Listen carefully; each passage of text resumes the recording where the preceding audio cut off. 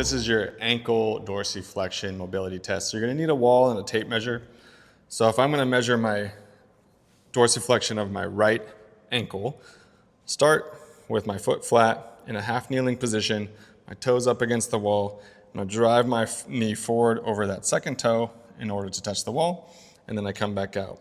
Then I'll move a couple inches back, see if I can do the same, and I'm gonna repeat until I get to a point where I can't touch the wall and without my heel coming off the ground. So right there, about 4.5 inches, I'm able to touch the wall and keep my heel down.